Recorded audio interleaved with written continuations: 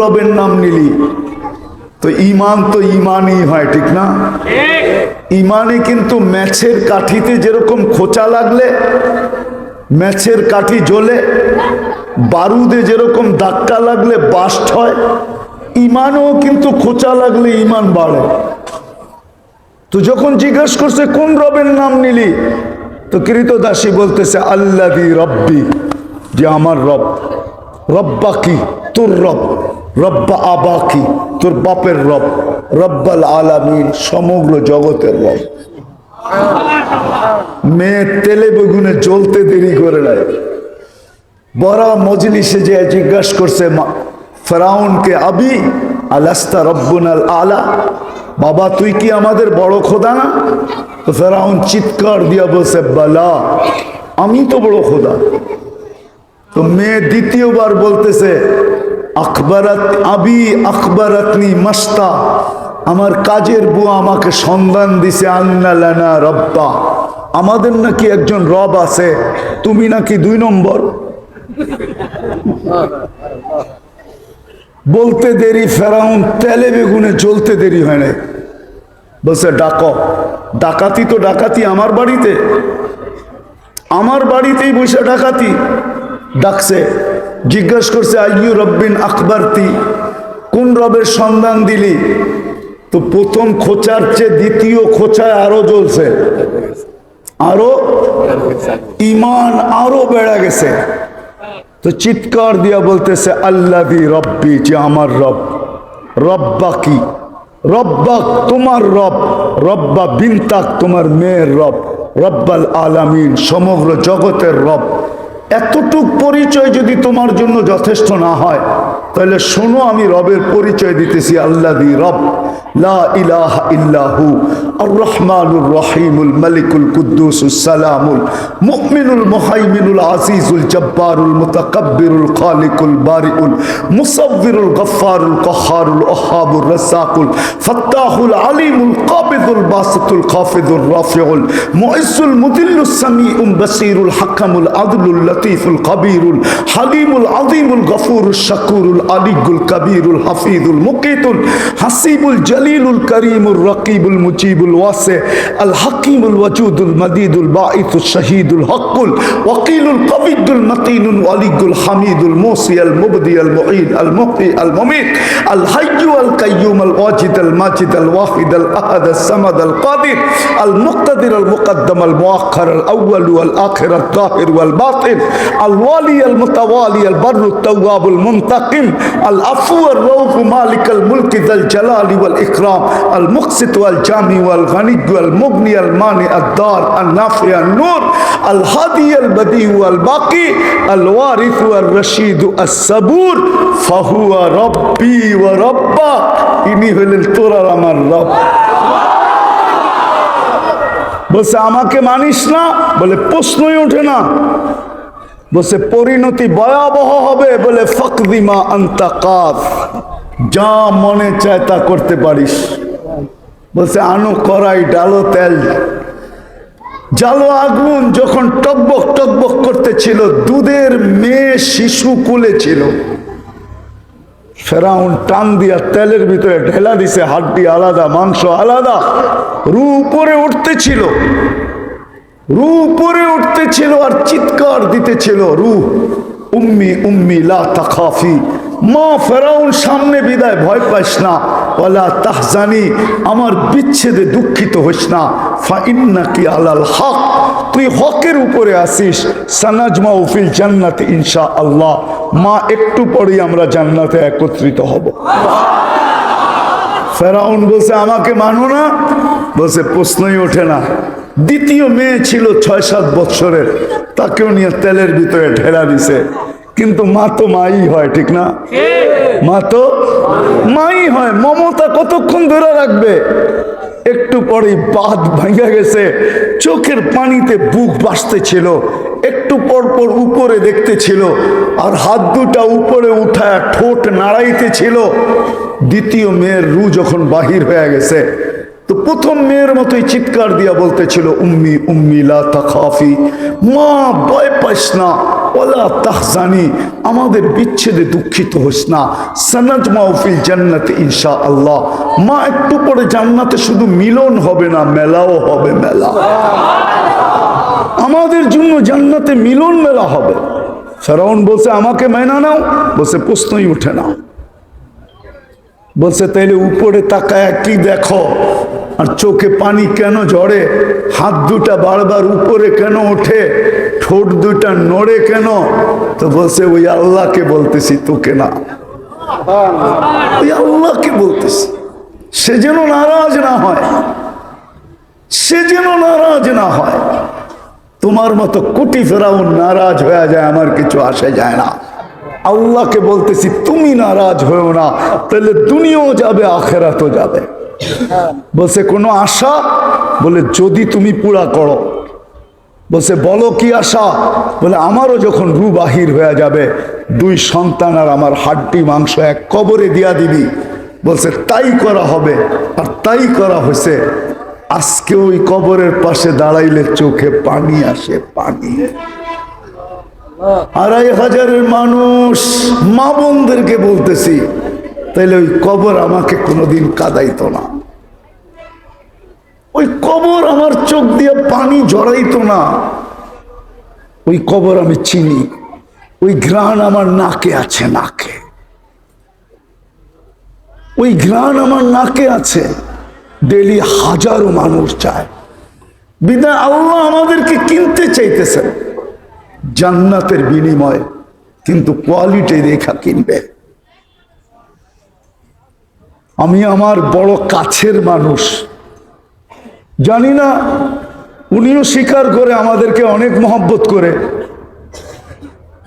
অনেক দিন থেকে বড় মহব্বতের মানুষ। বিদায় আমার প্রোগ্রাম ছিল আজকে বরগুনাতে, আমাকে বলছেই 2 দিন আগে, আমি ওই প্রোগ্রাম ক্যান্সেল করা গত রাতের 2টার সময় আমি রওনা দিছি আমতলির থেকে।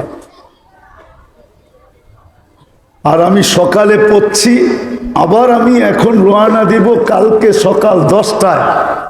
আমার বরগুনাতে একটা জোড় আছে আমাদের তাবলিগের, আমাকে অ্যাটেন্ড করতে হবে। আমি শুধু মহব্বতের মানুষ আমাদের অনেক, এই জন্য ছুটে আসছি। বিদায় কথা আমি লম্বা করব না, সুযোগ আমার কাছে নাই।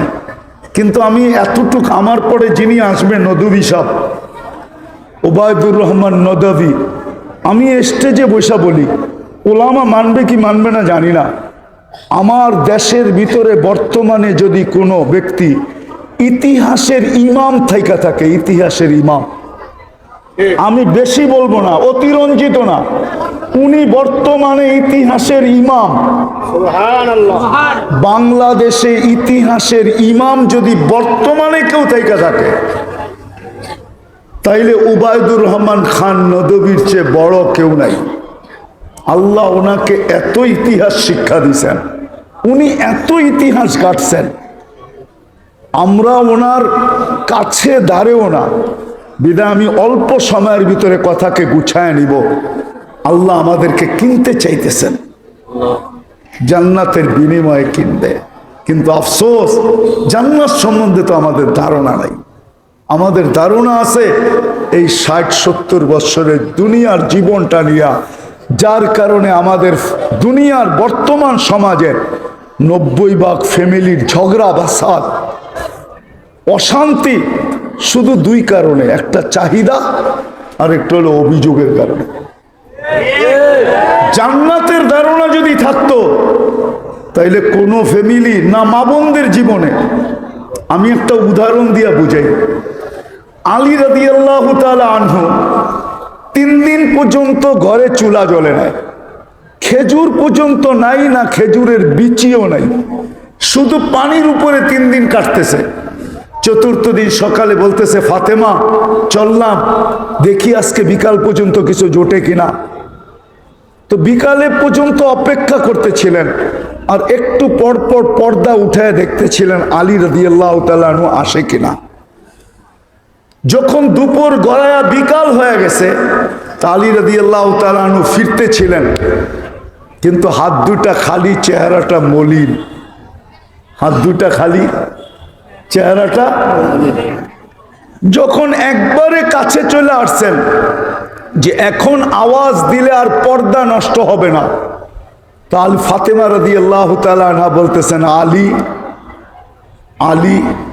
চোখে চোখ পড়ছে, তো জিজ্ঞাসা করছে চেহারা মলিন কেন? তো বলতেছে ফাতেমা আজকেও কিছু মিলে নাই। আমাদের কথা তো বাদেই, হাসান হোসাইন কি করে থাকবে আজকে?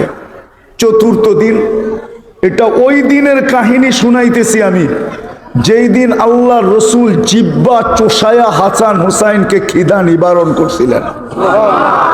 ওই দিনের কাহিনী আমি শুনাইতেছি আপনাদেরকে। তখন বলতেছিলেন আলী, অজাদনা সাকার না, পাবো তো শুক্রিয়া আদায় করব। যেমনই পাই, যেই ব্র্যান্ডেরই পাই, যেই দামেরই পাই, পাবো তো শুক্রিয়া আদায় করব। লামনা জি সাবার না, না পাবো তো সবর করব। দুনো অবস্থায় আল্লাহ আমাদের সাথে। জান্নাতের ওয়াদা, যাদের সাথে আল্লাহ থাকে আলী, তাদের চেহারা মলিন হওয়া শোভা পায় না। তুমি হাসবে তো দরজা খুলবো, নাইলে খুলবো না। না না, আলী রাদিয়াল্লাহু তাআলা হাইসা দিছেন, দরজা খুলা দিছেন। আগেরটা আলী রাদিয়াল্লাহু তাআলা আনহু বলতেছেন, ফাতেমা সাররাত ওয়া তাবাসসামাত। ফাতেমা ওই সময়ও মুস্কি মুস্কি হাসতেছিল, আর আমার আগমনে খুশিতে নাচতেছিল। খুশিতে আটখানা, আর মুখে মুস্কি মুস্কি হাসি। আলী রাদিয়াল্লাহু তাআলা আনহু বলতেছে, আমি আর নিজেকে ধরে রাখতে পারলাম না।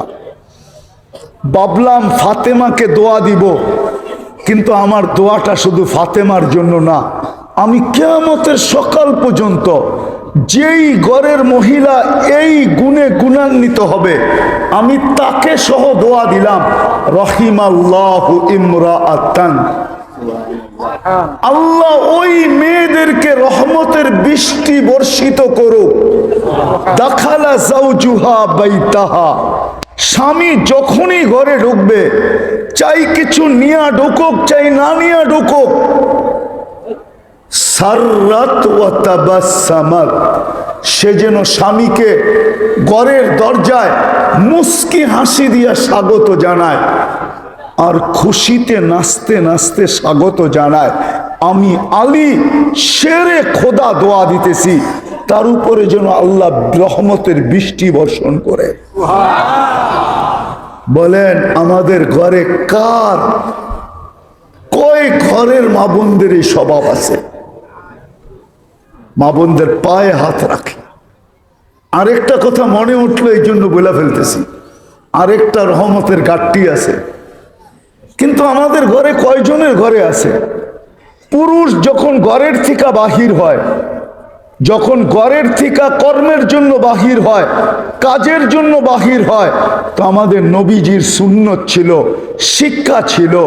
ফাতেমা রাদিয়াল্লাহু তাআলা আনহাকে শিক্ষা দিয়েছেন, ফাতেমা কি করব?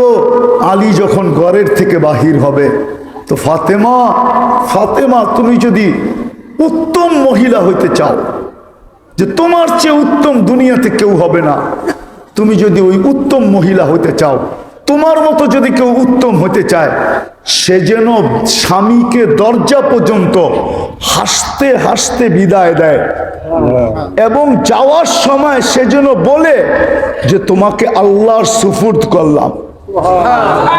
কার? আল্লাহর সুপুর্দ করলাম। দরজা পর্যন্ত যেন তোমাকে হাসতে হাসতে বিদায় দেয়। বলেন রহমতের গাঁটটি নেওয়ার জন্য। তো যেটা আমি বুঝাইতেছিলাম, যে আল্লাহ আমাদেরকে কিনতে চান, মোমেন মুসলমানকে কিনতে চান, জান্নাতের বিনিময়ে কিনতে চান, কিন্তু কোয়ালিটি দেখা কিনবে। শেষ জায়গায় চলে আসছি। আফসোস, আজকে আমরা মুসলমান বটে, কিন্তু ইসলাম কতটুকু আমাদের ভিতরে আছে, ইসলামের বিধি বিধান আমি কতটুকু মানি। উম্মত তো বলি, সুপারিশ তো চাই, কিন্তু আমি আল্লাহর রসুলের আদর্শকে কতটুকু মানি, দুটোটা বাদ দিলাম। আল্লাহর রসুলের সর্বক্ষেত্রে আল্লাহর একটা জিনিস দেখাই, একটা রমজান সামনে বিদায় দেখাইতেছি। আমার জাতি যদি রমজানকে সামনে নিয়ে এরকম হইতো, দৈনন্দিন প্রয়োজনের জিনিস যারা বিক্রি করে ওরা যদি রমজান মাসে বলতো যে জিনিসের দাম যতই বাড়ুক আর কমুক, আমরা রমজান মাসে যেই দামে কিনা ওই দামে বিক্রি। যদি বলে কেন, বলছে আমরা সারা 11 মাসে তো জান্নাত অর্জন করতে পারি না, রমজানে আল্লাহর রসুল বলছেন সহানুভূতি যে দেখাবে তাকে আল্লাহ জান্নাত লেখা দিবে। বিনা আমার কাছে সহানুভূতি দেখানোর তো কিছু নাই। আমি দৈনন্দিন প্রয়োজনের জিনিস বিক্রি করি, আমি রমজানে 1 পয়সা লাভ নিব না। 11 মাস নিব, কিন্তু 1 মাস নিব না। যদি আমার জাতির দৈনন্দিনের প্রয়োজনের জিনিস বিক্রেতারা যদি এই অভ্যাসে অভ্যস্ত হইতো, তাহলে তো প্রত্যেকের জন্য রমজানে জান্নাত অবধারিত হইতো। এখন যদি ক্রেতা যদি বলতো যে আমি কোনো লাভ নিব না জান্নাতের আশায়, তাহলে বিক্রেতাও বলতো। বিক্রেতা যদি বলতো আমি জান্নাতের আশায় 1 পয়সা লাভ নিব না, তো ক্রেতা বলতো তোমার জান্নাত একা দরকার, আমারও দরকার। তুমি লাভ নিবে না ঠিক আছে, কিন্তু আমি তোমাকে এটা হাদিয়া দিয়া গেলাম সহানুভূতিমূলক, সহানুভূতিমূলক দিয়া গেলাম।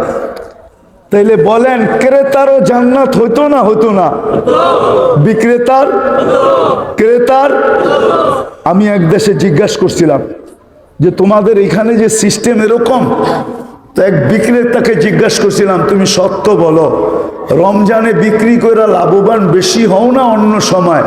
তা আমাকে বলতেছে মুফতি শোনো, রমজানে যে আমাদেরকে হাদিয়া দেয়া যায়, গিফট দেয়া যায়, হাদিয়া দেয়া যায় যেটা, লাভ যদি নিতাম তো এর চেয়েও 4 গুণ বেশি আমরা হাদিয়া পাই। লাভের চেয়েও 4 গুণ বেশি বেশি পাই আমরা, কম পাই না। কেননা হাদিয়া তো কেউ গয়না দেয় না, কেজি হিসাব করে দেয় না। 100 টাকার মাল নিয়ে 50 টাকা হাদিয়া দিয়ে গেছে জান্নাতের শখে, অথচ লাভ হইলে ওইখানে হয়তো 2 টাকা। আমি জিজ্ঞেস করছি তোমরা কত পাও? আমার দেশটা যদি এরকম হইতো, কমসে কম এই আদর্শটা যদি রমজানে হইতো, ধনীরা যদি গরিবদেরকে ভাগ করে নিত যে আমি তো সারা দিন সারাটা বৎসর জান্নাত কামার জন্য যতটুকু ছুটতে হয় অতটুকু ছুটতে পারি না, রাত্রে দাঁড়াইতে পারি না, সময় মতো জামাতে নামাজ পড়তে পারি না, হাজারো জিনিস জান্নাতের জন্য যা দরকার ওটা আমি পারতেছি না। কিন্তু আল্লাহর রসুল বলছে 1 ডোক পানি দিয়া, ডোক বোঝেন না গোট বোঝেন? ডোক বোঝেন? ডোক কতটুক? 1 বোতল কতটুক? 1 চুমুক। ওলামা বাসা আছে, জিজ্ঞাসা করেন। আল্লাহ রসুল বলছে রমজানের সময় কোন রোজাদারকে যদি কেউ 1 ডোক পানি, 1 চুমুক পানি দিয়ে রোজা খোলায়, আল্লাহ শুধু রোজার সওয়াব দিবে না, গুনাহ মাফ করবে না, যদি ঈমানদার হয় জান্নাত তার জন্য লেখা হবে। তাইলে তো আমার সমাজের ভিতরে রমজানে কারাকারি হইতো, এই বাড়িওয়ালা ওই বাড়িওয়ালাকে বলতো বোন ইফতারি খবরদার যদি পাকাইছিস কি করবে? আমি ডেলি পাকায়া পাঠাবো। কেন? আমার জান্নাত দরকার।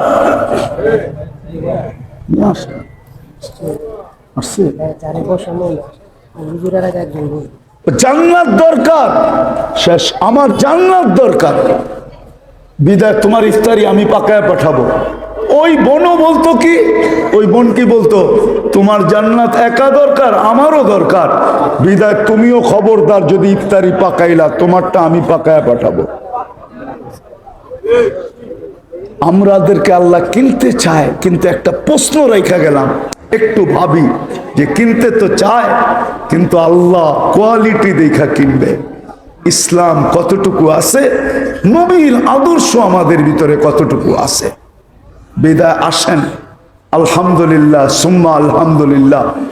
এখনো বাংলাদেশের যে পরিবেশ আছে, সারা দুনিয়ার চেয়ে 1 নম্বর ধর্মের দিক দিয়া পরিবেশ বাংলাদেশেরটা 3 জায়গা ব্যতীত, মক্কা মদিনা বাইতুল মুকাদ্দাস ব্যতীত, এটার সাথে তুলনা করা যায় না।